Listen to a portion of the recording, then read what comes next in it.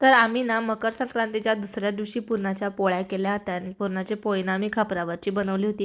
कारण की मकर संक्रांतीच्या दिवशी ना एकादशी होती आणि एकादशीच्या दिवशी कसं काय पुरणपोळीचा नैवेद्य दाखवणार, म्हणून आम्ही ना दुसऱ्या दिवशी पुरणाची पोळी केली, म्हणजे करच्या दिवशी.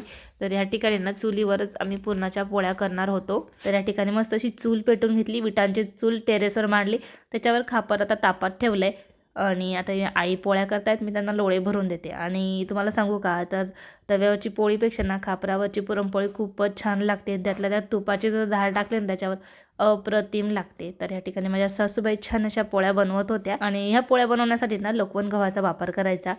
साधे जे आपले असतात ना चंदुशी किंवा शरबती, इतर दुसरे गव्हांच्या पुरणपोळी नाही होत, त्यांना लोकवनच गहू लागतं. तर या ठिकाणी ना छान अशा पुरणपोळ्या बनवून तयार झाल्या आणि शेवटची पोळी करण्याची म्हणजे करण्याचा हट्ट ना माझ्या सासूबाईंजवळ माझा असतोच नेहमी, कारण की शेवटची पोळी मला करून बघायची असते.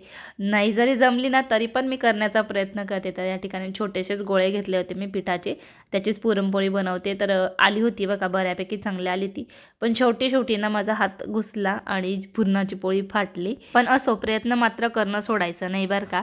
एकदा फाटेल, दोनदा फाटेल, पण तिसऱ्या वेळेस व्यवस्थित तरी येईल.